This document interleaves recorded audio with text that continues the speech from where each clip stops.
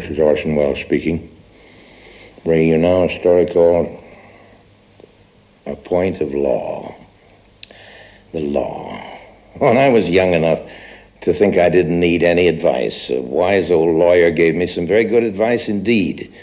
First, he said, never tell a lie, and second, never have anything to do with the law. I've always remembered that advice. I only wish I could say I've always followed it. Something else I've never forgotten is an opinion expressed by Charles Dickens, Mr. Bumble, an opinion on legal matters summed up in a single memorable phrase.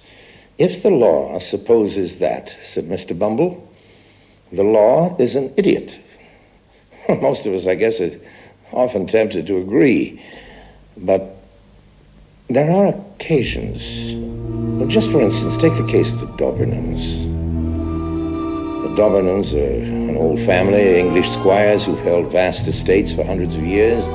They never had much hard cash or invested income, not being very interested in saving money, but they saved their land, and by now the land is worth a lot of money. This being understood, it's time to introduce the family's legal advisor, Mr. Adishaw, a very interesting gentleman with a great knowledge on two subjects, human nature and all the finer points on that idiot, the law.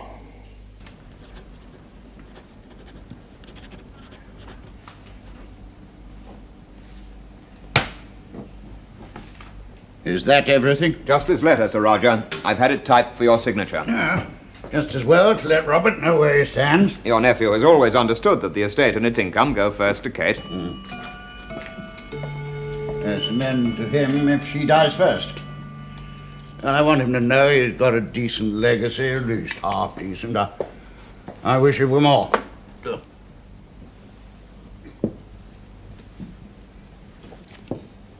At least he won't have long to wait for it. I notice you don't disagree. Please initial the copy. Seen Kate yet? No, she was out when I arrived. No, tell her I'll take tea in here.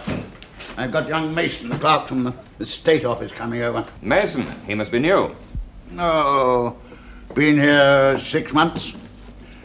A bounder. But a clever bounder. You're stopping the night, I suppose? Thank you, yes. Well, we'll talk again later. If you feel like that, why not take some cuttings? Mr. Adishaw. Hello, Kate. I'm sorry I wasn't here to welcome you. How are you? You know Dr. Hobley, don't you? Yes, hello. Do sit down. Thank you. Nice to see you again. Is Father going to join us? He said not. Apparently, Mr. Mason's coming up. Yes. Yes, of course. If you two don't mind looking after each other, I'll take Father his tea. Oh, let me, Kate. I know how he likes it after all this time. No, thank you, Doctor. I want a word with him anyway.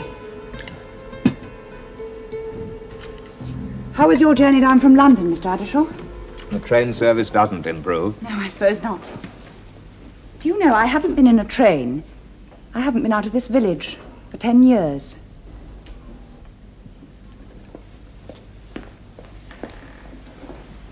Well, what's all that about? She's not well. Obviously, I see a great change in her. Oh, with you, I can be frank. It's tuberculosis. Tuberculosis? But that's surely nowadays. Oh, yes. If the patient does as she's told, mine doesn't. She won't leave this place. She won't not even to see a specialist. Not for a day. That's terrible. And you know what our winters are like up here in the north. Well, I must be off. I've got calls to make. Perhaps you could have a word with Kate. I'll do my best. Good. Bye. Excuse me, sir. Miss Kate. She's with Sir Roger. Will you go in, please? Good afternoon. My name is Adishaw. Adishaw? Oh, yes, I've heard of you. The family lawyer, I believe. Hello, Mr. Mason. My father's expecting you.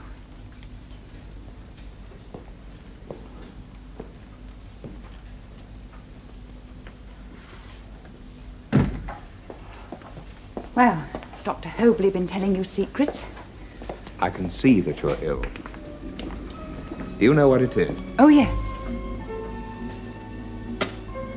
Then for God's sake, Kate. I can't leave my father. I'd kill him if I left him. He's a dying man.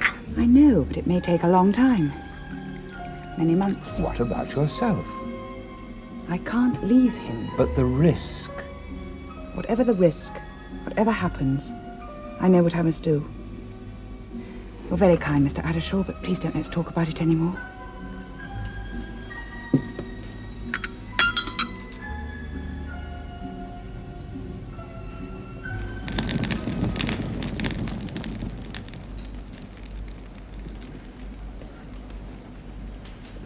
Sir Roger, I've decided I must speak out.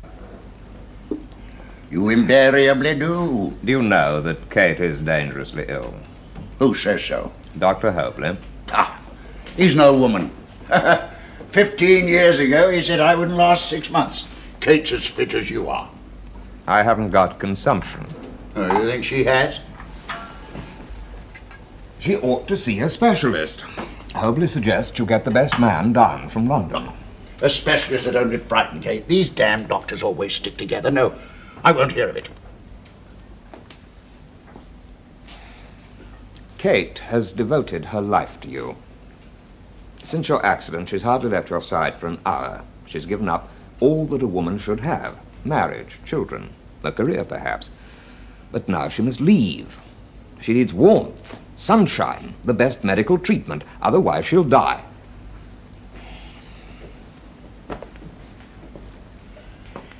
And if she does, you will be responsible. Look at me, Adishaw. How long do you think I've got? A year, perhaps, not much more. Then I'll die. If Kate comes to me herself and says she wants to go... She'll never do that. Very well. When I die, she can do as she likes. Till then, she stops here.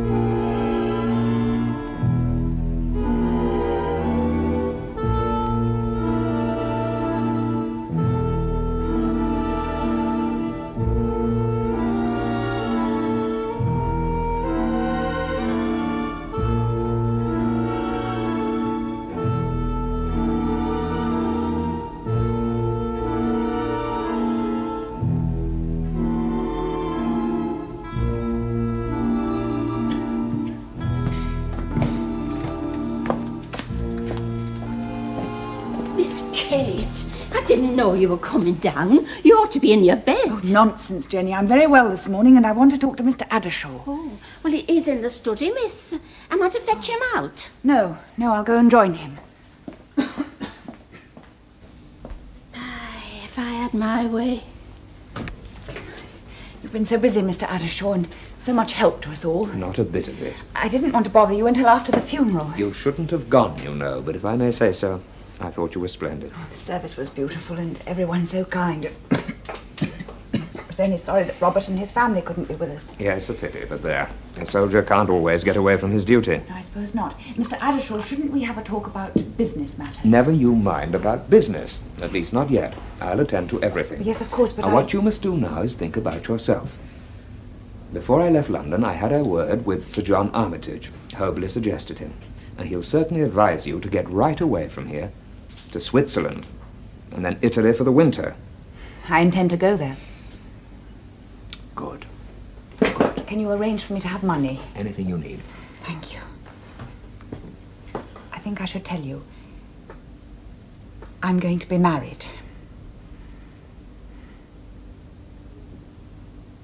Married?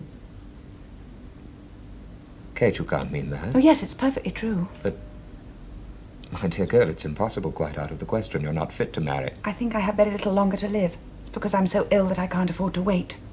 If I'm ever to be happy, it must be now. We shall be married in London next week and then go abroad.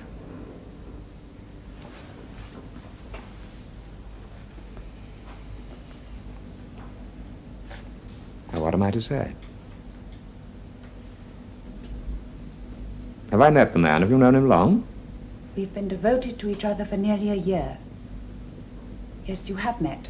Kate? Kate, where are you? Run!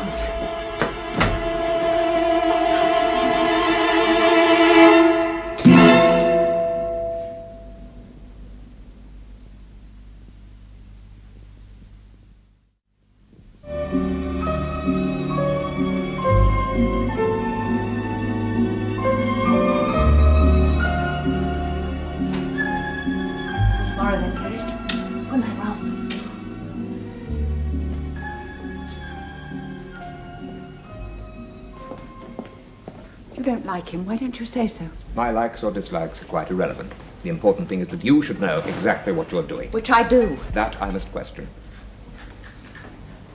On important matters, I never spoke less than frankly to your father. We admired you for it. Very well. I don't want to hurt you, but why do you suppose Mr. Mason wants to marry you? I think he loves me. You can't believe that. He's 10 years younger than you. 9. A young man in the prime of youth, and you are no longer young, in very poor health. Oh, good heavens, Kate, look at yourself in the mirror. Ask yourself how he could possibly be in love with you. I didn't think you could be so cruel. Now, one way or another, you must accept the truth. And if I have to be cruel in order to prevent this marriage... No, that you'll never do. He has only one motive, a very obvious one, don't you see it? Can't you see that it's your money that he wants? And for that, he's willing to put up with you. Damn it, Kate. You remind me that I'm old and plain. Would you think I don't feel it? But I know that he loves me for myself. I know that. But even if he doesn't, I'll still marry him. The only thing that's kept me alive is my love for him. Hobley has told you, and I'll tell you again, that if you do what the doctors will advise, accept a lengthy treatment, complete rest in the right climate, no extra excitement or physical stress, then there's a fair chance that I might live. But without Ralph, I don't want to. So let me be happy while I can. Happy? With that man? Do you think he'll have the patience to wait for your death? Oh, don't go on. I spent this afternoon investigating Mr. Ralph Mason. He's known to be a hard drinker, often violent, unscrupulous in business, a gambler and a woman chaser, a sort of vulgar Casanova. Oh, at present he's nice enough to you, but how long will that last once you're safely married? Will he go on pretending that he loves you? From all I hear about him, I'm certain he will not. Oh, for God's sake, reconsider before it's too late. I don't believe what you say you've heard.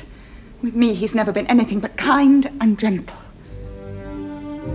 I love him, and I shall marry him. My poor girl, I shudder to think what's in store for you.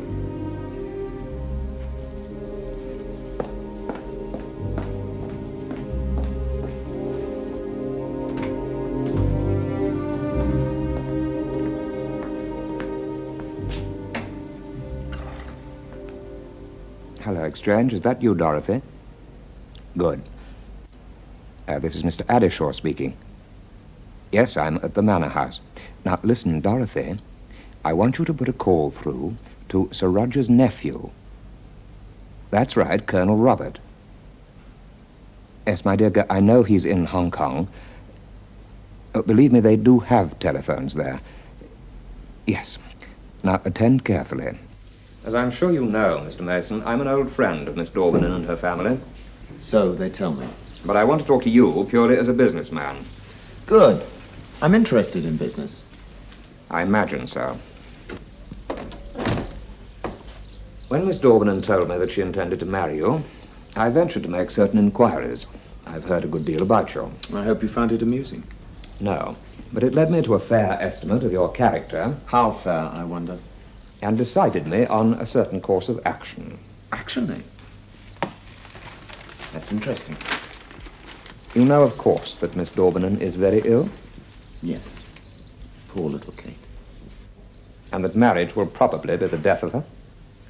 That's only an opinion. It might do her a bit of good. I find your attitude extremely distasteful. You wanted this interview, not me. Then I'll speak to the point.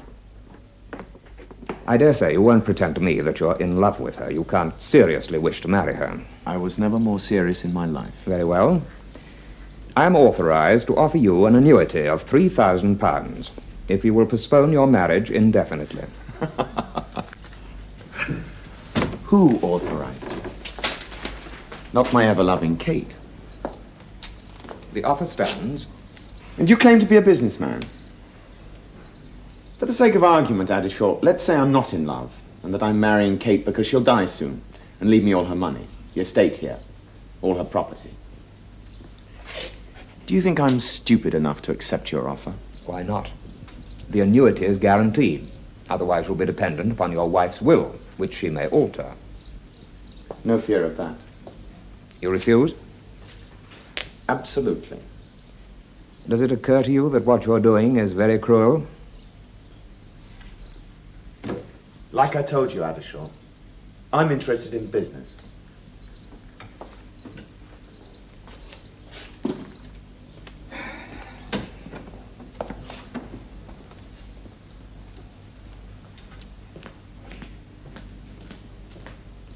Mr. Adishaw, Yes, Kate? how could you do such a thing? I didn't mind what you said to me, but trying to bribe Ralph to leave me. It is my duty to try and protect your interests. It was impertinent. From now on, I can think of you only as a lawyer, not as a friend. I've always tried to be both. Then be good enough to draw up a will for my signature. At once, please. I intend to leave everything I possess to Ralph Mason. No. If you want that done, you must find another lawyer. I'll have nothing to do with it. I shall leave for London tonight. Goodbye, Kate. And God bless you.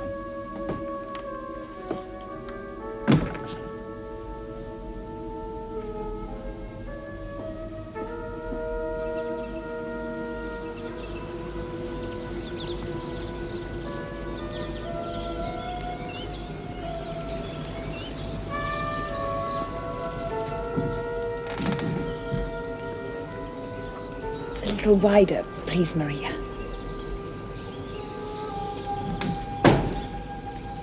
Thank you.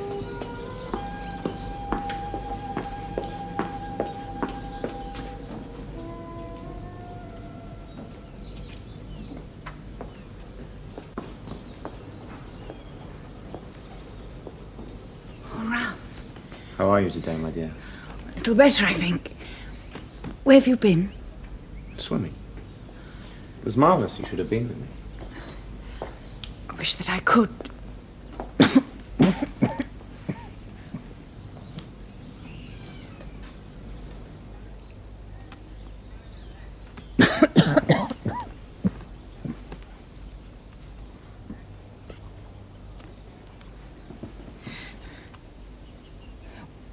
Will you take me out later? If you help me, I'm sure I could get as far as the terrace.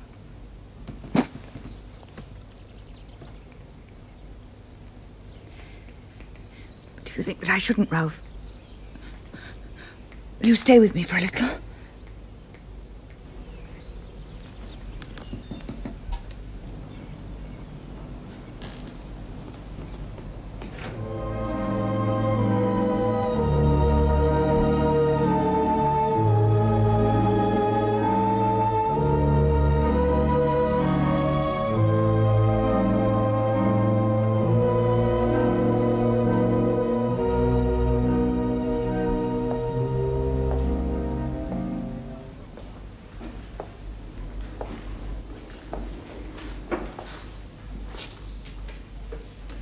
Well, Adishaw, so you got my letter, eh? Certainly. That's why I'm here. As I told you, my wife died on the 24th of March in Italy. Yes. I hope you're not unkind to her. I asked you here to discuss business. Please. Now, my wife made you executor of her will. Did she, indeed? At my request. No doubt you're enjoying your revenge. Here is the will. Perhaps you were unaware that a man should become invited to become an executor. Does that matter? Not in this case. I give all my real and personal property whatsoever to Ralph Mason, in witness whereof I have set my hand to this my will the 10th day of September, 1922. May I ask who drew up this document? I did. I have some knowledge of the law. Remarkable. And is this the only will made by your wife? Yes. You're certain there's no later one? Positive. And the date is accurate, 5 days before your marriage? The same day you made me that stupid offer. You would have been wise to accept. Yes! Because your knowledge of the law is deficient. Let me explain. Marriage annuls all testaments previously made. This will is therefore invalid. This piece of paper is absolutely worthless. That's a damned lie. Take it to any lawyer you choose. Do you mean to say I get nothing? No, not exactly. Your wife died intestate. Her real property goes to her heir-at-law, Colonel Robert Daubernon. You, her husband, get the personalty. That is any money remaining after legacies, costs, death duties, and so on. But she meant to leave me everything. The fact remains, she left you nothing at all. But the furniture, the antiques, the paintings, they must be worth quite a lot. But not to you. Thinking she would never marry, her father gave your wife a life interest only in the furniture and the pictures. They all belong to her cousin Robert.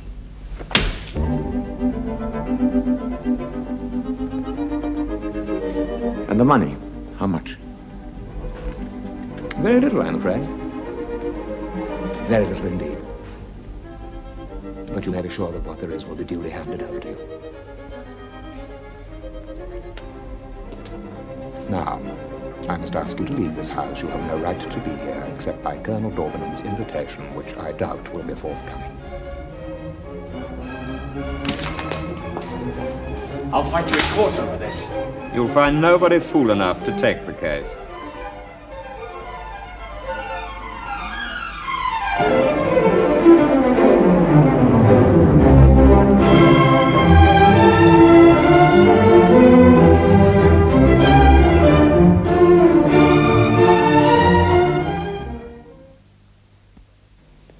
A bad man, and a clever one.